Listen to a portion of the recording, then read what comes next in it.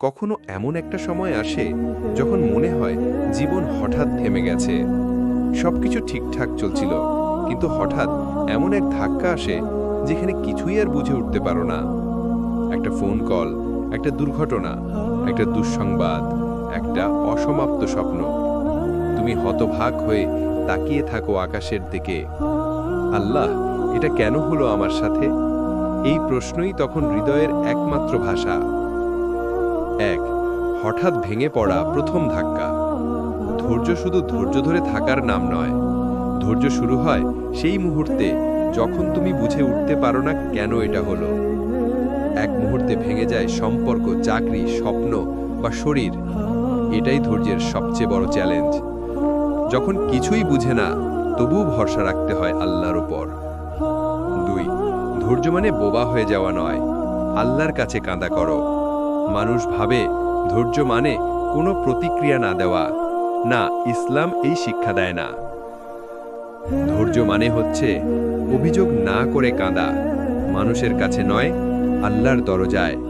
আল্লাহ বলেন, তোমরা চাও সাহায্য ধৈর্য ও সালাতের মাধ্যমে।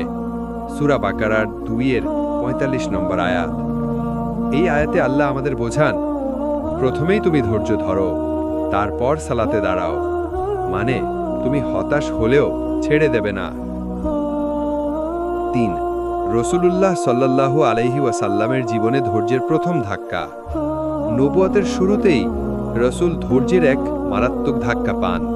তার প্রিয় চাচা আবু তালিব, যিনি তাকে শৈশবে লালন পালন করেন, শেষ জীবনে ইসলাম কবুল না করেই ইন্তেকাল করেন। এই খবর শুনে তিনি কেঁদে ফেলেন। এই বছরটাকেই ডাকা হয় আমুল হুজন বা দুঃখের বছর। এসব হারানোর পরও তিনি বলেননি, আল্লাহ আমাকে ছেড়ে দিলেন, বরং তিনি তাওয়াক্কুল করলেন, ধৈর্য ধরলেন। 4, যখন কিছুই বোঝা যায় না, তখন কুরআন খুলে দেখো। কুরআন শুধু পড়ার জন্য নয়, এটা এমন এক আলো যা অন্ধকারে পথ দেখায়। যখন তোমার জীবন এলোমেলো, তখন একটি আয়াতই যথেষ্ট হতে পারে তোমার হৃদয় জাগিয়ে তুলতে। উদাহরণ, হয়তো তোমরা এমন কিছু অপছন্দ করো যেটা তোমাদের জন্য ভালো, আর এমন কিছু পছন্দ করো যেটা তোমাদের জন্য খারাপ। আল্লাহ জানেন, তোমরা জানো না। সূরা বাকারার 216 নম্বর আয়াত। তুমি কিছু বুঝতে পারো না, কিন্তু আল্লাহ জানেন তুমি কোন দিকে যাচ্ছ। 5, আল্লাহ, আমি জানি না কেন, কিন্তু আমি মানছি। সত্যিকার অর্থে ধৈর্য শুরু হয় তখন যখন তুমি বলো, হে আল্লাহ, আমি জানি না কেন এটা ঘটেছে, তবু আমি বিশ্বাস করি তুমি আমার জন্য ভালো কিছুই চাও। এই বিশ্বাসই ধৈর্যের আত্মা। এই গ্রহণযোগ্যতাই আল্লাহর পরিকল্পনার দিকে আমাদের নিয়ে যায়।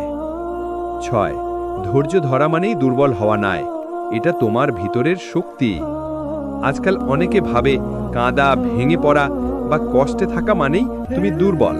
না, ধৈর্য মানে হলো আল্লাহর ওপর ভরসা রেখে নিজের দায়িত্ব পালন করা। ধৈর্য মানে হলো কোনো অভিযোগ না করে সামনে এগিয়ে যাওয়া। ধৈর্য মানে হলো তোমার দোয়ার উত্তর পেতে অপেক্ষা করা। 7, কিছু মুহূর্ত শুধু সহ্য করার জন্যই হয়। তুমি অনেক সময় ভেবে বসো সব কিছু ঠিক হয়ে যাবে, কিন্তু তা হয় না। দীর্ঘ সময়েও এরা এমন সময় আসে যখন আল্লাহ আমাদের বলেন, এটা ঠিক হবার জন্য নয়, তোমাকে বদলানোর জন্য এই পরীক্ষা। তোমার ভেতরের বিশ্বাস, সহনশীলতা আর আত্মনির্ভরশীলতাকে তৈরি করার জন্য আল্লাহ ধৈর্যের প্রথম ধাক্কা দেন।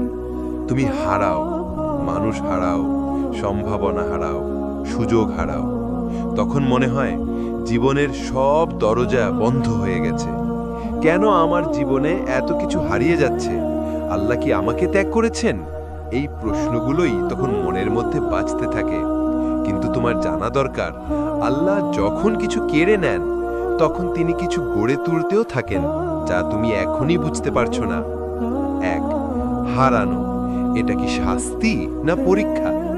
তুমি যখন কাউকে হারাও, তোমার ভেতরের দুনিয়াটা ভেঙে পড়ে। প্রিয়জন মারা যায়, বন্ধু ছেড়ে চলে যায়, জীবনের বড় সুযোগ হাতছাড়া হয়। মানুষ ভাবে এটা শাস্তি, কিন্তু না, এটা আল্লাহর পরিকল্পনার অংশ। তোমাদেরকে আমি একটু ভয়, ক্ষুধা, ধনসম্পদে, জীবনে ও ফল ফসলের ক্ষয় দ্বারা পরীক্ষা করব। সূরা বাকারার 2:155। এই সব কিছু হারানোর মধ্যেই লুকিয়ে আছে আল্লাহর শিক্ষা। তিনি দেখছেন তুমি তার দিকে ফিরে আসো কিনা। 2, হারিয়ে গেলে আমরা ফিরে যাই মূলের দিকে, আল্লাহর কাছে। প্রতিটি হারানো তোমার আত্মাকে ধাক্কা দেয়। এই ধাক্কাগুলোরই তো প্রয়োজন ছিল, যাতে তুমি আবার ফিরে যাও আল্লাহর কাছে। মানুষ তখনই দোয়ায় ডুবে যায় যখন সে কিছু হারিয়ে ফেলে। তোমার সেই কান্না, তোমার একাকিত্ব, তোমার দীর্ঘশ্বাস সবই আল্লাহ জানেন। আমি তোমার বুকের চাপা কান্নাও জানি, তোমার চোখের অশ্রুও জানি। তুমি বলার আগেই আমি শুনি। সূরা কাফ 50:16। 3, হযরত মারিয়াম আলাইহিসসালাম হারানোর পর ধৈর্য কেমন হয়।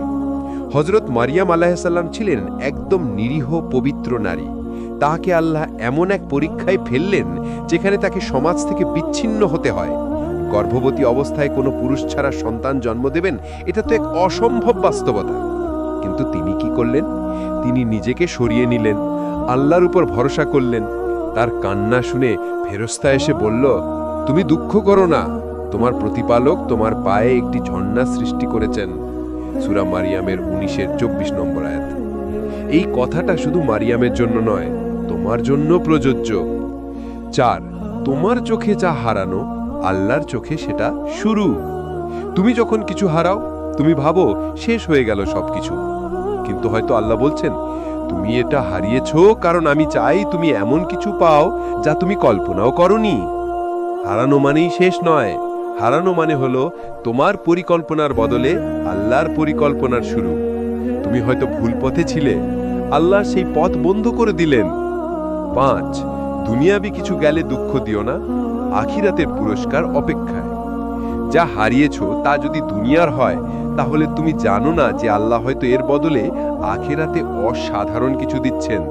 রাসূল সাল্লাল্লাহু আলাইহি ওয়াসাল্লাম বলেন, যে কেউ কোনো কিছু হারায় আর ধৈর্য ধরে, আল্লাহ তাকে এর চেয়ে উত্তম কিছু দেন। সাহিহ মুসলিম। তুমি যখন কিছু হারাও আর আল্লাহর প্রতি বিশ্বাস হারাও না, তুমি তখন আল্লাহর প্রিয় বান্দা হয়ে যাও। 6, কষ্ট হয় ঠিকই, কিন্তু আল্লাহর দিকে ফিরে যাওয়াটাই তো আসল জয়। তুমি আজ কাঁদছো, ভেঙে পড়েছো, হয়তো কারো উপর ভরসা করেছিলে, সে চলে গেছে। এই কষ্টে তুমি আল্লাহর দিকে ফিরে যাওনি? এই কান্না কি তোমাকে আরো বেশি রুকু সেজদায় নিয়ে যায়নি? তাহলে বলো তো, তুমি কি সত্যি হারিয়েছো, নাকি তুমি পেয়ে গেছো আল্লাহর নিকটতা? 7, জীবনের সবচেয়ে বড় উন্নতি যখন তুমি কাঁদতে কাঁদতে শুকরিয়া বলো।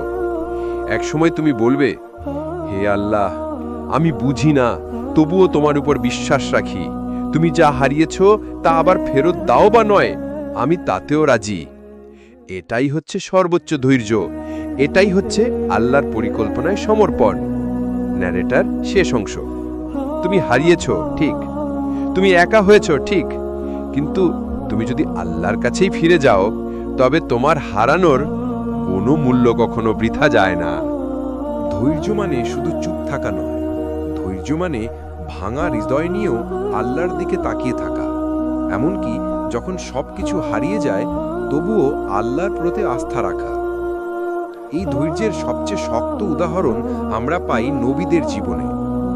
হযরত আইয়ুব আলাইহিসসালাম যখন শারীরিক কষ্ট ধৈর্য পরীক্ষা করে, আইয়ুব আলাইহিসসালাম ছিলেন ধনী, সম্মানিত এবং পরিবারবদ্ধ মানুষ, কিন্তু আল্লাহ তাকে পরীক্ষা করলেন। সব সম্পদ চলে গেল, সন্তানরা মারা গেল, এমন রোগে আক্রান্ত হলেন যেখানে শরীর ঘা হয়ে গেল, সমাজ থেকে বিচ্ছিন্ন করে দেওয়া হলো। তবুও তিনি একটিবারের জন্যও আল্লাহর প্রতি অভিযোগ করেননি। তিনি বললেন, আর আমি দুঃখে পড়ে গেছি, আর তুমি তো পরম দয়ালু। সূরা আম্বিয়া 83। লক্ষ্য করো, তিনি বলেননি, হে আল্লাহ, কেন এটা আমার সঙ্গে হলো? তিনি বললেন, আমি কষ্টে আছি আর আমি জানি তুমি দয়ালু। এই হলো ধৈর্যের আসল পরিচয়, আল্লাহকে ভুলে না যাওয়া, এমনকি দুর্দশার মধ্যেও। হযরত ইউসুফ আলাইহিসসালাম, বিশ্বাসঘাতকতা, জেল, তবুও মাথা নত না করা। তার জীবনের প্রতিটি ধাপই ধৈর্যের এক একটা অধ্যায়। এক, ভাইদের দ্বারা প্রতারণা। শিশুকালে তাকে নিজের ভাইয়েরা কূপে ফেলে দেয়। তারা ঈর্ষায় পুড়ে গিয়েছিল। ওদের একজন বলল, ওকে হত্যা করো না, বরং কূপে ফেলে দাও। সূরা ইউসুফ 12:10। গৃহকর্মীর মিথ্যা অপবাদ। তিনি যখন প্রাপ্তবয়স্ক, তাকে একজন মহিলা অপবাদ দেয়। তিনি নিরপরাধ হয়েও জেলে যান। তিনি বললেন, হে আমার প্রতিপালক, জেলখানা আমার জন্য উত্তম। সূরা ইউসুফ 12:33। তিনি অভিযোগ করেননি, ধৈর্য ধরলেন, কারণ তিনি জানতেন আল্লাহর পরিকল্পনা আছে। জেল থেকে রাজপ্রাসাদে। বহু বছর পর আল্লাহ তাকে মিশরের রাজকীয় দায়িত্ব দিলেন। এই যাত্রায় আমরা দেখি আল্লাহ ধৈর্যশীলদের পুরস্কার দেন। তারা যে কষ্ট সয় তা বৃথা যায় না। রাসূল মুহাম্মদ সাল্লাল্লাহু আলাইহি ওয়াসাল্লাম সবচেয়ে বড় ধৈর্য দর্শনের চিত্র। ইয়াতিম শিশু, একা একা বেড়ে ওঠা। রাসূল সাল্লাল্লাহু আলাইহি ওয়াসাল্লাম জন্মের আগেই পিতাকে হারান। ছোটবেলায় মা, তারপর দাদা, সবাইকে হারান। তার শৈশবের অনেক সময়ই ছিল নিঃসঙ্গতা আর কষ্টে ভরা। তায়েফের ঘটনা। তাকে যখন মক্কা থেকে তাড়ানো হয়, তিনি তায়েফে দাওয়াত দিতে যান। সেখানে তাকে শিশুদের দিয়ে পাথর ছুঁড়ে মারা হয়। রক্তে ভেসে গিয়েছিল রাসূল সাল্লাল্লাহু আলাইহি ওয়াসাল্লামের শরীর। তার জুতো রক্তে আটকে গিয়েছিল। তবুও তিনি বললেন, হে আল্লাহ, যদি এরা না জানে তবে তুমি ক্ষমা করো। কল্পনা করো, যদি তুমি এমনভাবে অপমানিত হতে, তুমি কি ক্ষমা করতে পারতে? এটাই রাসূল সাল্লাল্লাহু আলাইহি ওয়াসাল্লামের ধৈর্য। তিনি প্রতিশোধ চাইলেন না, বরং দুয়া করলেন। নবীদের ধৈর্য আমাদের শেখায় কিভাবে আস্থার চোখে দেখতে হয় কষ্টকে। নবীদের জীবনের প্রতিটি অধ্যায় আমাদের শেখায়, তুমি যদি ধৈর্য ধরো, তাহলে তোমার কষ্ট শুধু কষ্টই থাকে না, তা হয়ে যায় আল্লাহর কাছে প্রিয় হওয়ার পথ। আমরা কি শিখি? কষ্ট আসবেই, হারানো হবেই, অপবাদ, একাকিত্ব, ভুল বোঝাবুঝি সব কিছু থাকবে। কিন্তু তুমি যদি নবীদের মতো ধৈর্য ধরো, তাহলে তুমি হবেই আল্লাহর পরিকল্পনার অংশ। ধৈর্যের সবচেয়ে কঠিন পরীক্ষা কি জানো? শুধু কষ্ট সহ্য করা নয়, বরং সেই সময় যখন তুমি আল্লাহকে ডাকছ কিন্তু কোনো জবাব আসছে না, যখন আকাশটা চুপ থাকে।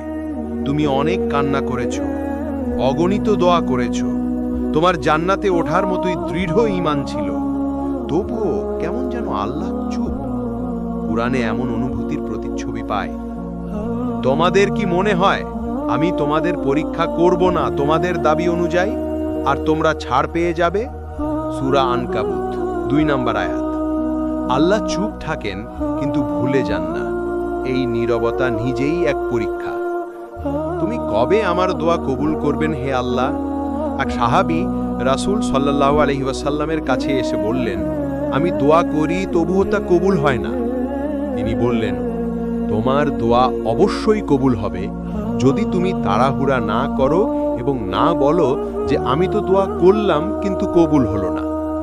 সহিহ বুখারী। অর্থাৎ দোয়া করা এবং অপেক্ষা করাই ঈমানের অংশ।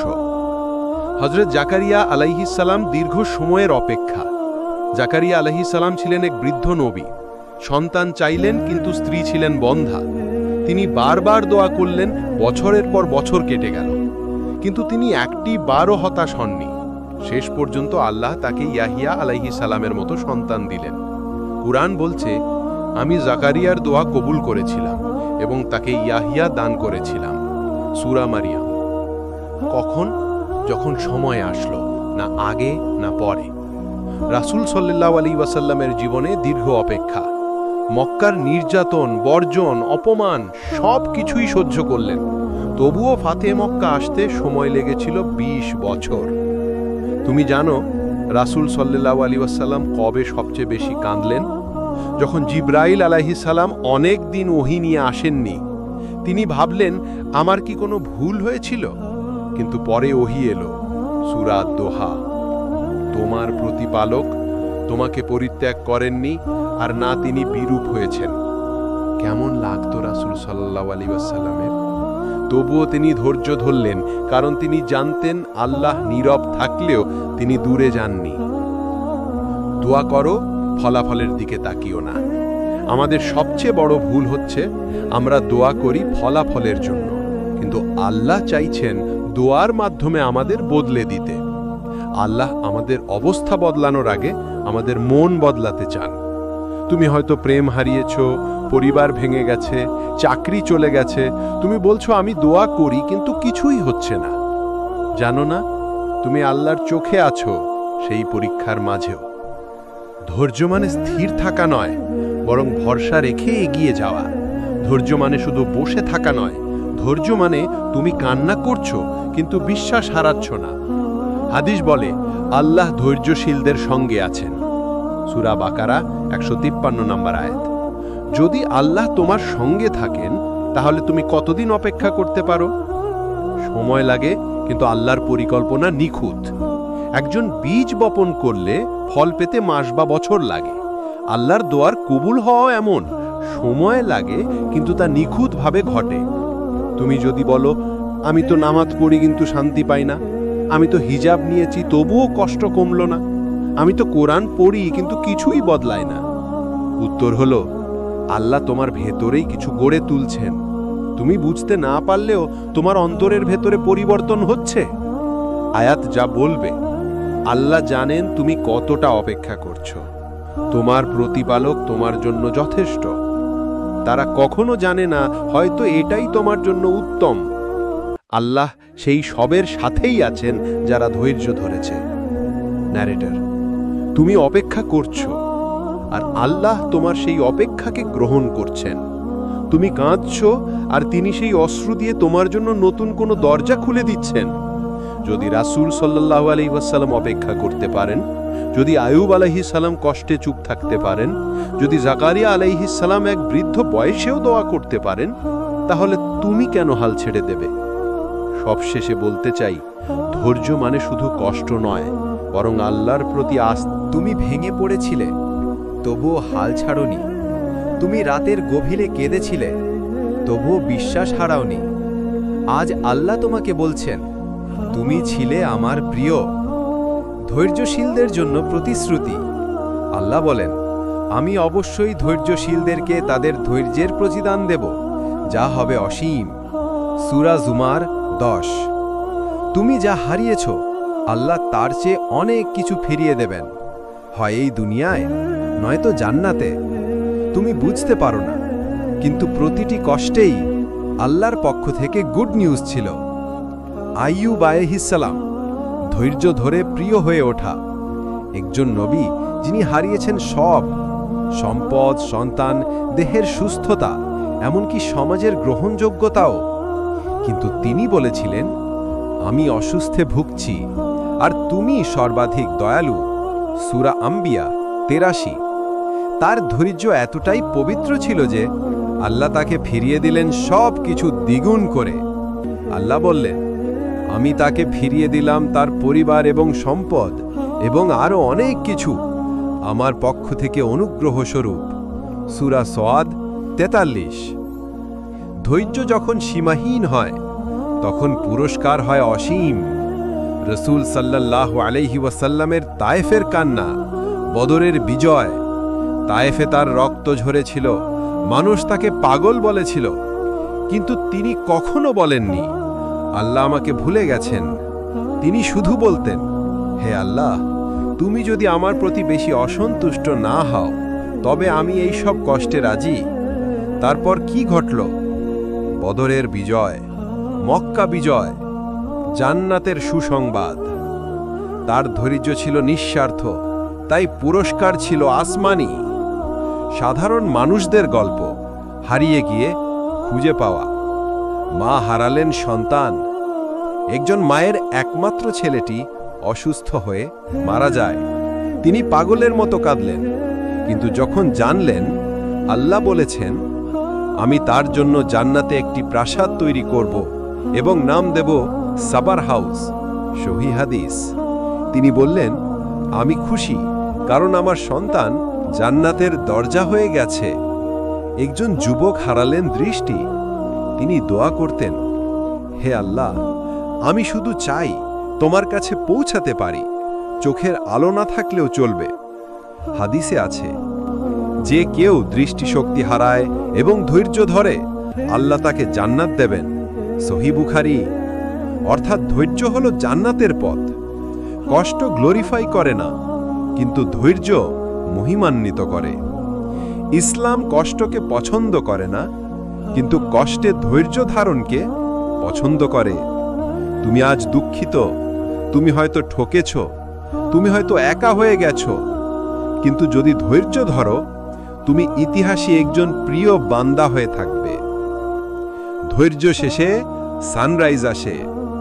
রাতে যখন আকাশ সবচেয়ে অন্ধকার, সেই সময়ই ফজরের আজান হয়। তুমি যখন নিজের জীবনে অন্ধকারে, তখনই আল্লাহর পক্ষ থেকে আলো আসতে শুরু করে। আল্লাহ বলেন, নিশ্চয়ই কষ্টের সঙ্গে সহজীও রয়েছে। সূরা ইনশিরাহ 6।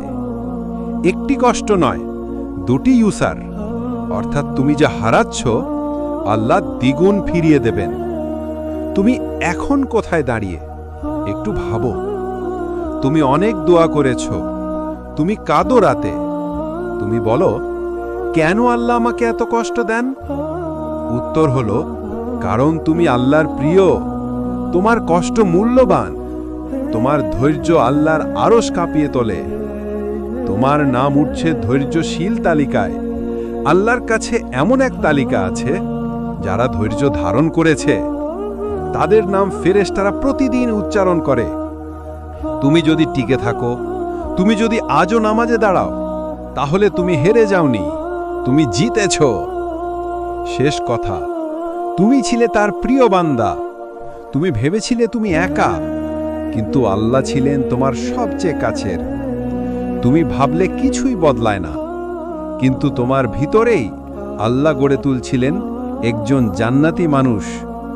আজ তিনি তোমাকে বলছেন, তুমি কাঁদলে আমি শুনেছি, তুমি অপেক্ষা করেছিলে, আমি দেখেছি। তুমি হেরে যাওনি, কারণ তুমি ছিলে আমার প্রিয় বান্দা। আল্লাহ যখন ধৈর্যের পরীক্ষা নেন, তখনই তিনি সবচেয়ে বেশি ভালোবাসেন। আর যখন ধৈর্য শেষ হয়, তুমি দেখবে আল্লাহ কি রেখে দিয়েছেন তোমার জন্য। কখনো এমন একটা সময় আসে যখন মনে হয় জীবন হঠাৎ থেমে গেছে। সবকিছু ঠিকঠাক চলছিল, কিন্তু হঠাৎ এমন এক ধাক্কা আসে যেখানে কিছুই আর বুঝে উঠতে পারো না।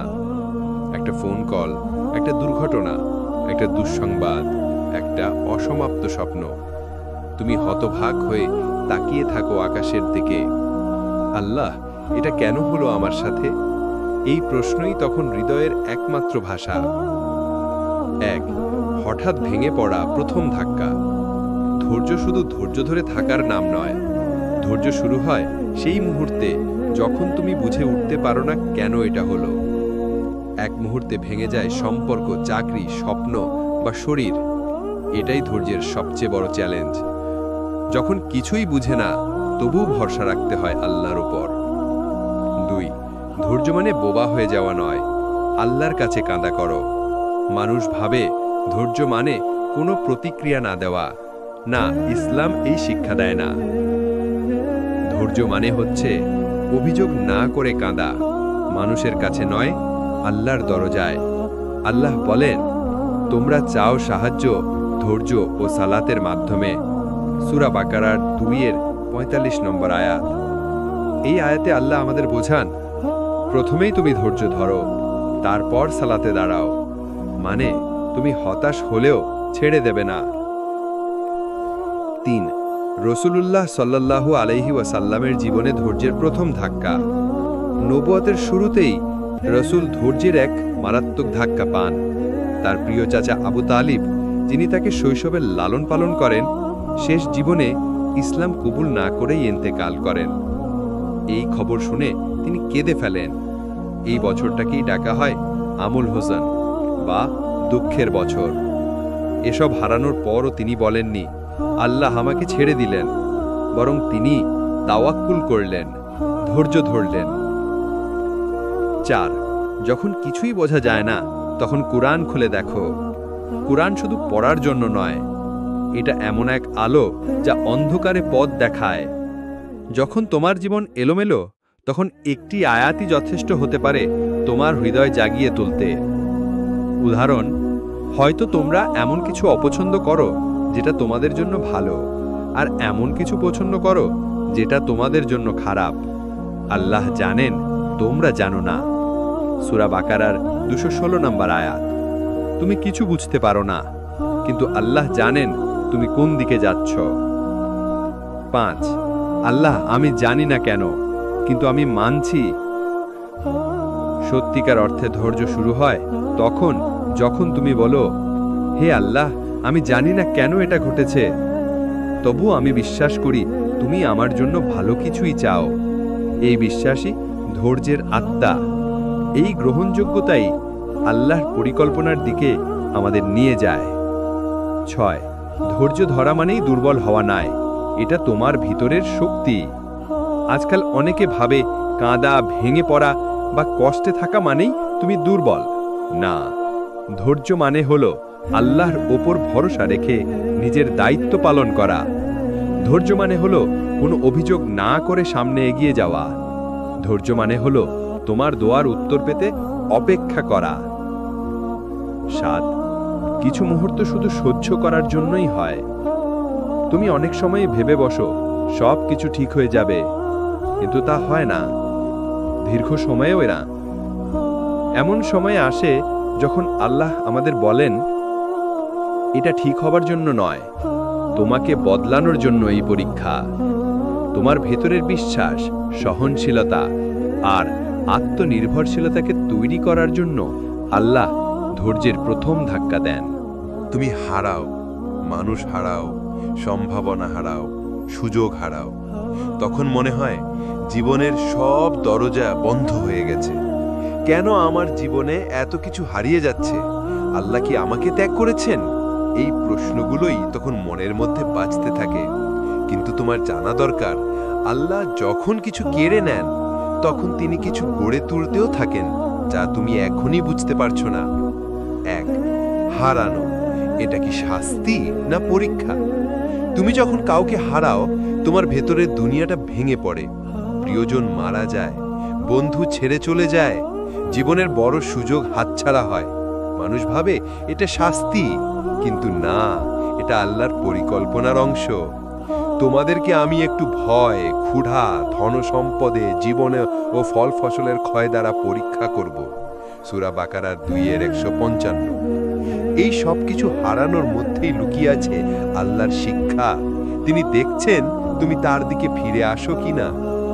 2, হারিয়ে গেলে আমরা ফিরে যাই মূলের দিকে, আল্লাহর কাছে। প্রতিটি হারানো তোমার আত্মাকে ধাক্কা দেয়। এই ধাক্কাগুলোরই তো প্রয়োজন ছিল, যাতে তুমি আবার ফিরে যাও আল্লাহর কাছে। মানুষ তখনই দোয়ায় ডুবে যায় যখন সে কিছু হারিয়ে ফেলে। তোমার সেই কান্না, তোমার একাকিত্ব, তোমার দীর্ঘশ্বাস সবই আল্লাহ জানেন। আমি তোমার বুকের চাপা কান্নাও জানি, তোমার চোখের অশ্রুও জানি।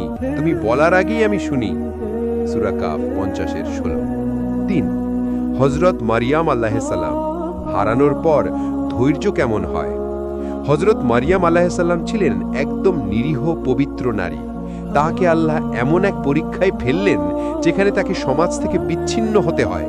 গর্ভবতী অবস্থায় কোনো পুরুষ ছাড়া সন্তান জন্ম দেবেন, এটা তো এক অসম্ভব বাস্তবতা। কিন্তু তিনি কি করলেন? তিনি নিজেকে সরিয়ে নিলেন, আল্লাহর উপর ভরসা করলেন। তার কান্না শুনে ফেরেশতা এসে বলল, তুমি দুঃখ করো না, তোমার প্রতিপালক তোমার পায়ে একটি ঝর্ণা সৃষ্টি করেছেন। সূরা মারিয়ামের 19:24 নম্বর আয়াত। এই কথাটা শুধু মারিয়ামের জন্য নয়, তোমার জন্য প্রযোজ্য। 4, তোমার চোখে যা হারানো, আল্লাহর চোখে সেটা শুরু। তুমি যখন কিছু হারাও, তুমি ভাবো শেষ হয়ে গেল সবকিছু, কিন্তু হয়তো আল্লাহ বলছেন, তুমি এটা হারিয়েছো কারণ আমি চাই তুমি এমন কিছু পাও যা তুমি কল্পনাও করনি।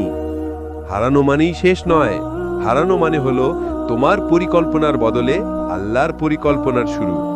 তুমি হয়তো ভুল পথে ছিলে, আল্লাহ সেই পথ বন্ধ করে দিলেন। 5, দুনিয়াবি কিছু গেলে দুঃখ দিও না, আখিরাতের পুরস্কার অপেক্ষায়। যা হারিয়েছো তা যদি দুনিয়ার হয়, তাহলে তুমি জানো না যে আল্লাহ হয়তো এর বদলে আখিরাতে অসাধারণ কিছু দিচ্ছেন। রাসূল সাল্লাল্লাহু আলাইহি ওয়াসাল্লাম বলেন, যে কেউ কোনো কিছু হারায় আর ধৈর্য ধরে, আল্লাহ তাকে এর চেয়ে উত্তম কিছু দেন। সাহিহ মুসলিম। তুমি যখন কিছু হারাও আর আল্লাহর প্রতি বিশ্বাস হারাও না, তুমি তখন আল্লাহর প্রিয় বান্দা হয়ে যাও।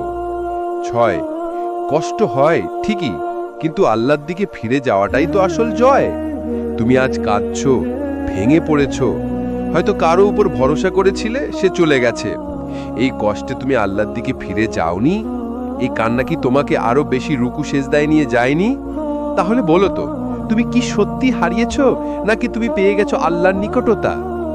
7, জীবনের সবচেয়ে বড় উন্নতি যখন তুমি কাঁদতে কাঁদতে শুকরিয়া বলো। একসময় তুমি বলবে, হে আল্লাহ, আমি বুঝি না, তবুও তোমার উপর বিশ্বাস রাখি। তুমি যা হারিয়েছ তা আবার ফেরত দাও বা নয়, আমি তাতেও রাজি। এটাই হচ্ছে সর্বোচ্চ ধৈর্য, এটাই হচ্ছে আল্লাহর পরিকল্পনায় সমর্পণ। ন্যারেটার শেষ অংশ।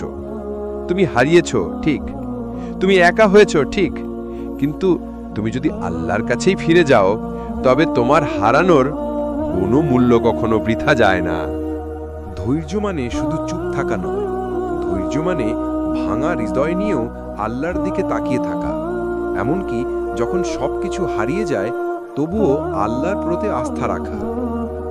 এই ধৈর্যের সবচেয়ে শক্ত উদাহরণ আমরা পাই নবীদের জীবনে। হযরত আইয়ুব আলাইহিসসালাম যখন শারীরিক কষ্ট ধৈর্য পরীক্ষা করে, আইয়ুব আলাইহিসসালাম ছিলেন ধনী, সম্মানিত এবং পরিবারবদ্ধ মানুষ, কিন্তু আল্লাহ তাকে পরীক্ষা করলেন। সব সম্পদ চলে গেল, সন্তানরা মারা গেল, এমন রোগে আক্রান্ত হলেন যেখানে শরীর ঘা হয়ে গেল, সমাজ থেকে বিচ্ছিন্ন করে দেওয়া হলো। তবুও তিনি একটিবারের জন্যও আল্লাহর প্রতি অভিযোগ করেননি।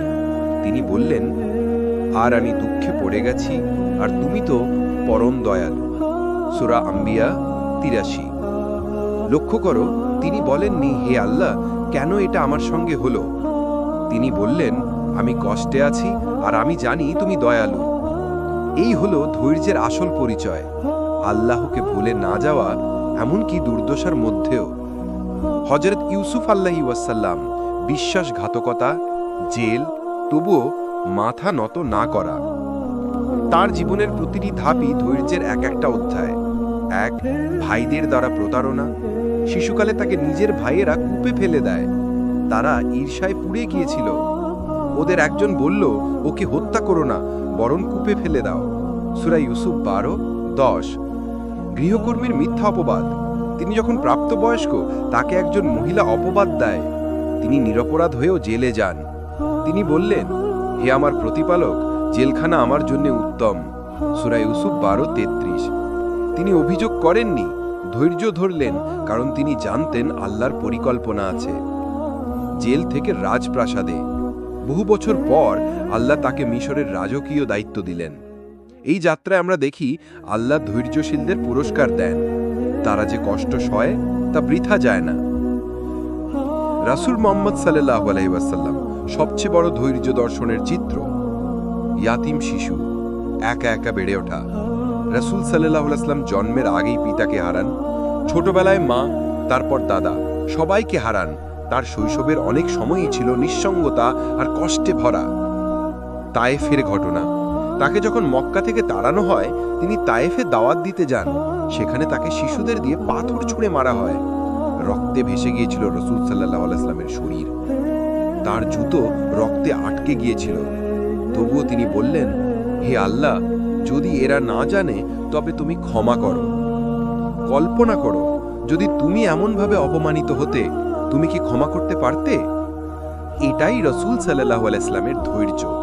তিনি প্রতিশোধ চাইলেন না, বরং দুআ করলেন। নবীদের ধৈর্য আমাদের শেখায় কিভাবে আস্থার চোখে দেখতে হয় কষ্টকে। নবীদের জীবনের প্রতিটি অধ্যায় আমাদের শেখায়, তুমি যদি ধৈর্য ধরো, তাহলে তোমার কষ্ট শুধু কষ্টই থাকে না, তা হয়ে যায় আল্লাহর কাছে প্রিয় হওয়ার পথ। আমরা কি শিখি? কষ্ট আসবেই, হারানো হবেই, অপবাদ, একাকিত্ব, ভুল বোঝাবুঝি সবকিছু থাকবে। কিন্তু তুমি যদি নবীদের মতো ধৈর্য ধরো, তাহলে তুমি হবেই আল্লাহর পরিকল্পনার অংশ। ধৈর্যের সবচেয়ে কঠিন পরীক্ষা কি জানো? শুধু কষ্ট সহ্য করা নয়, বরং সেই সময় যখন তুমি আল্লাহকে ডাকছো, কিন্তু কোনো জবাব আসছে না, যখন আকাশটা চুপ থাকে, তুমি অনেক কান্না করেছ, অগণিত দোয়া করেছ, তোমার জান্নাতে ওঠার মতোই দৃঢ় ঈমান ছিল, তবুও কেমন যেন আল্লাহ চুপ। কুরআনে এমন অনুভূতির প্রতিচ্ছবি পায়। তোমাদের কি মনে হয় আমি তোমাদের পরীক্ষা করব না তোমাদের দাবি অনুযায়ী, আর তোমরা ছাড় পেয়ে যাবে? সূরা আনকাবুত 2 নম্বর আয়াত। আল্লাহ চুপ থাকেন কিন্তু ভুলে যান না। এই নীরবতা নিজেই এক পরীক্ষা। তুমি কবে আমার দোয়া কবুল করবেন হে আল্লাহ? এক সাহাবী রাসূল সাল্লাল্লাহু আলাইহি ওয়াসাল্লামের কাছে এসে বললেন, আমি দোয়া করি তবুও তা কবুল হয় না। তিনি বললেন, তোমার দোয়া অবশ্যই কবুল হবে যদি তুমি তাড়াহুড়া না করো এবং না বলো যে আমি তো দোয়া করলাম কিন্তু কবুল হলো না। সহিহ বুখারী। অর্থাৎ দোয়া করা এবং অপেক্ষা করাই ঈমানের অংশ। হযরত জাকারিয়া আলাইহিস সালাম দীর্ঘ সময়ের অপেক্ষা। জাকারিয়া আলাইহিস সালাম ছিলেন এক বৃদ্ধ নবী। সন্তান চাইলেন কিন্তু স্ত্রী ছিলেন বন্ধ্যা। তিনি বারবার দোয়া করলেন, বছরের পর বছর কেটে গেল, কিন্তু তিনি একটি বারও হতাশ হননি। শেষ পর্যন্ত আল্লাহ তাকে ইয়াহিয়া আলাইহিস সালামের মতো সন্তান দিলেন। কুরআন বলছে, আমি জাকারিয়ার দোয়া কবুল করেছিলাম এবং তাকে ইয়াহিয়া দান করেছিলাম। সূরা মারিয়াম। কখন? যখন সময় আসলো, না আগে না পরে।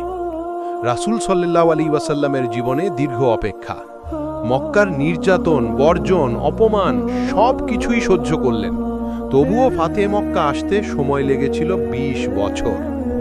তুমি জানো রাসূল সাল্লাল্লাহু আলাইহি ওয়াসাল্লাম কবে সবচেয়ে বেশি কাঁদলেন? যখন জিবরাইল আলাইহিস সালাম অনেক দিন ওহী নিয়ে আসেননি। তিনি ভাবলেন, আমার কি কোনো ভুল হয়েছিল? কিন্তু পরে ওহী এলো, সূরা দোহা। তোমার প্রতিপালক তোমাকে পরিত্যাগ করেননি, আর না তিনি বিরূপ হয়েছেন। কেমন লাগতো রাসূল সাল্লাল্লাহু আলাইহি ওয়াসাল্লামের? তবুও তিনি ধৈর্য ধরলেন, কারণ তিনি জানতেন আল্লাহ নীরব থাকলেও তিনি দূরে যাননি। দোয়া করো, ফলাফলের দিকে তাকিও না। আমাদের সবচেয়ে বড় ভুল হচ্ছে আমরা দোয়া করি ফলাফলের জন্য, কিন্তু আল্লাহ চাইছেন দোয়ার মাধ্যমে আমাদের বদলে দিতে। আল্লাহ আমাদের অবস্থা বদলানোর আগে আমাদের মন বদলাতে চান। তুমি হয়তো প্রেম হারিয়েছ, পরিবার ভেঙে গেছে, চাকরি চলে গেছে। তুমি বলছো আমি দোয়া করি কিন্তু কিছুই হচ্ছে না। জানো না, তুমি আল্লাহর চোখে আছো সেই পরীক্ষার মাঝেও। ধৈর্য মানে স্থির থাকা নয়, বরং ভরসা রেখে এগিয়ে যাওয়া। ধৈর্য মানে শুধু বসে থাকা নয়, ধৈর্য মানে তুমি কান্না করছো কিন্তু বিশ্বাস হারাচ্ছ না। হাদিস বলে, আল্লাহ ধৈর্যশীলদের সঙ্গে আছেন।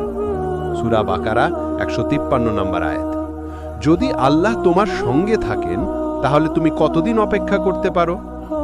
সময় লাগে, কিন্তু আল্লাহর পরিকল্পনা নিখুঁত। একজন বীজ বপন করলে ফল পেতে মাস বা বছর লাগে। আল্লাহর দোয়ার কবুল হওয়া এমন, সময় লাগে কিন্তু তা নিখুঁতভাবে ঘটে। তুমি যদি বলো, আমি তো নামাজ পড়ি কিন্তু শান্তি পাই না, আমি তো হিজাব নিয়েছি তবুও কষ্ট কমলো না, আমি তো কোরআন পড়ি কিন্তু কিছুই বদলায় না, উত্তর হলো, আল্লাহ তোমার ভেতরেই কিছু গড়ে তুলছেন। তুমি বুঝতে না পারলেও তোমার অন্তরের ভেতরে পরিবর্তন হচ্ছে। আয়াত যা বলবে, আল্লাহ জানেন তুমি কতটা অপেক্ষা করছো। তোমার প্রতিপালক তোমার জন্য যথেষ্ট। তারা কখনো জানে না হয়তো এটাই তোমার জন্য উত্তম। আল্লাহ সেই সবের সাথেই আছেন যারা ধৈর্য ধরেছে। ন্যারেটর, তুমি অপেক্ষা করছো, আর আল্লাহ তোমার সেই অপেক্ষাকে গ্রহণ করছেন। তুমি কাঁদছো, আর তিনি সেই অশ্রু দিয়ে তোমার জন্য নতুন কোনো দরজা খুলে দিচ্ছেন। যদি রাসূল সাল্লাল্লাহু আলাইহি ওয়াসাল্লাম অপেক্ষা করতে পারেন, যদি আয়ুব আলাইহিস সালাম কষ্টে চুপ থাকতে পারেন, যদি জাকারিয়া আলাইহিস সালাম এক বৃদ্ধ বয়সেও দোয়া করতে পারেন, তাহলে তুমি কেন হাল ছেড়ে দেবে? সবশেষে বলতে চাই, ধৈর্য মানে শুধু কষ্ট নয়, বরং আল্লাহর প্রতি আস্থা। তুমি ভেঙে পড়েছিলে, তবুও হাল ছাড়োনি। তুমি রাতের গভীরে কেঁদেছিলে, তবুও বিশ্বাস হারাওনি। আজ আল্লাহ তোমাকে বলছেন, তুমি ছিলে আমার প্রিয়। ধৈর্যশীলদের জন্য প্রতিশ্রুতি। আল্লাহ বলেন, আমি অবশ্যই ধৈর্যশীলদেরকে তাদের ধৈর্যের প্রতিদান দেব, যা হবে অসীম। সূরা জুমার 10। তুমি যা হারিয়েছ আল্লাহ তার চেয়ে অনেক কিছু ফিরিয়ে দেবেন, হয় এই দুনিয়ায় নয়তো জান্নাতে। তুমি বুঝতে পারো না, কিন্তু প্রতিটি কষ্টেই আল্লাহর পক্ষ থেকে গুড নিউজ ছিল। আইয়ুব আলাইহিসসালাম ধৈর্য ধরে প্রিয় হয়ে ওঠা, একজন নবী যিনি হারিয়েছেন সব, সম্পদ, সন্তান, দেহের সুস্থতা, এমনকি সমাজের গ্রহণযোগ্যতাও, কিন্তু তিনি বলেছিলেন, আমি অসুস্থে ভুগছি আর তুমি সর্বাধিক দয়ালু। সূরা আম্বিয়া ৮৩। তার ধৈর্য এতটাই পবিত্র ছিল যে আল্লাহ তাকে ফিরিয়ে দিলেন সব কিছু দ্বিগুণ করে। আল্লাহ বললেন, আমি তাকে ফিরিয়ে দিলাম তার পরিবার এবং সম্পদ এবং আরও অনেক কিছু আমার পক্ষ থেকে অনুগ্রহ স্বরূপ। সূরা সওয়াদ ৪৩। ধৈর্য যখন সীমাহীন হয় তখন পুরস্কার হয় অসীম। রাসূল সাল্লাল্লাহু আলাইহি ওয়াসাল্লামের তায়েফের কান্না, বদরের বিজয়। তায়েফে তার রক্ত ঝরেছিল, মানুষ তাকে পাগল বলেছিল, কিন্তু তিনি কখনো বলেননি, আল্লাহ আমাকে ভুলে গেছেন। তিনি শুধু বলতেন, হে আল্লাহ, তুমি যদি আমার প্রতি বেশি অসন্তুষ্ট না হও তবে আমি এই সব কষ্টে রাজি। তারপর কি ঘটল? বদরের বিজয়, মক্কা বিজয়, জান্নাতের সুসংবাদ। তার ধৈর্য ছিল নিঃস্বার্থ, তাই পুরস্কার ছিল আসমানি। সাধারণ মানুষদের গল্প, হারিয়ে গিয়ে খুঁজে পাওয়া। মা হারালেন সন্তান। একজন মায়ের একমাত্র ছেলেটি অসুস্থ হয়ে মারা যায়। তিনি পাগলের মতো কাঁদলেন, কিন্তু যখন জানলেন আল্লাহ বলেছেন, আমি তার জন্য জান্নাতে একটি প্রাসাদ তৈরি করব এবং নাম দেব সাবার হাউস, সহিহ হাদিস, তিনি বললেন, আমি খুশি, কারণ আমার সন্তান জান্নাতের দরজা হয়ে গেছে। একজন যুবক হারালেন দৃষ্টি। তিনি দোয়া করতেন, হে আল্লাহ, আমি শুধু চাই তোমার কাছে পৌঁছাতে পারি, চোখের আলো না থাকলেও চলবে। হাদিসে আছে, যে কেউ দৃষ্টিশক্তি হারায় এবং ধৈর্য ধরে, আল্লাহ তাকে জান্নাত দেবেন, সহিহ বুখারী। অর্থাৎ ধৈর্য হলো জান্নাতের পথ। কষ্ট গ্লোরিফাই করে না, কিন্তু ধৈর্য মহিমান্বিত করে। ইসলাম কষ্টকে পছন্দ করে না, কিন্তু কষ্টে ধৈর্য ধারণকে পছন্দ করে। তুমি আজ দুঃখিত, তুমি হয়তো ঠকেছ, তুমি হয়তো একা হয়ে গেছ, কিন্তু যদি ধৈর্য ধরো, তুমি ইতিহাসে একজন প্রিয় বান্দা হয়ে থাকবে। ধৈর্য শেষে সানরাইজ আসে। রাতে যখন আকাশ সবচেয়ে অন্ধকার, সেই সময়ই ফজরের আজান হয়। তুমি যখন নিজের জীবনে অন্ধকারে, তখনই আল্লাহর পক্ষ থেকে আলো আসতে শুরু করে। আল্লাহ বলেন, নিশ্চয়ই কষ্টের সঙ্গে সহজীও রয়েছে। সূরা ইনশিরাহ ৬। একটি কষ্ট নয়, দুটি ইউসার, অর্থাৎ তুমি যা হারাচ্ছ আল্লাহ দ্বিগুণ ফিরিয়ে দেবেন। তুমি এখন কোথায় দাঁড়িয়ে একটু ভাবো। তুমি অনেক দোয়া করেছ, তুমি কাঁদো রাতে, তুমি বলো, কেন আল্লাহ আমাকে এত কষ্ট দেন? উত্তর হলো, কারণ তুমি আল্লাহর প্রিয়, তোমার কষ্ট মূল্যবান, তোমার ধৈর্য আল্লাহর আরশ কাঁপিয়ে তোলে। তোমার নাম উঠছে ধৈর্যশীল তালিকায়। আল্লাহর কাছে এমন এক তালিকা আছে, যারা ধৈর্য ধারণ করেছে, তাদের নাম ফেরেশতারা প্রতিদিন উচ্চারণ করে। তুমি যদি টিকে থাকো, তুমি যদি আজও নামাজে দাঁড়াও, তাহলে তুমি হেরে যাওনি, তুমি জিতেছ। শেষ কথা, তুমি ছিলে তার প্রিয় বান্দা। তুমি ভেবেছিলে তুমি একা, কিন্তু আল্লাহ ছিলেন তোমার সবচেয়ে কাছের। তুমি ভাবলে কিছুই বদলায় না, কিন্তু তোমার ভিতরেই আল্লাহ গড়ে তুলছিলেন একজন জান্নাতি মানুষ। আজ তিনি তোমাকে বলছেন, তুমি কাঁদলে আমি শুনেছি, তুমি অপেক্ষা করেছিলে, আমি দেখেছি। তুমি হেরে যাওনি, কারণ তুমি ছিলে আমার প্রিয় বান্দা। আল্লাহ যখন ধৈর্যের পরীক্ষা নেন, তখনই তিনি সবচেয়ে বেশি ভালোবাসেন। আর যখন ধৈর্য শেষ হয়, তুমি দেখবে আল্লাহ কি রেখে দিয়েছেন তোমার জন্য।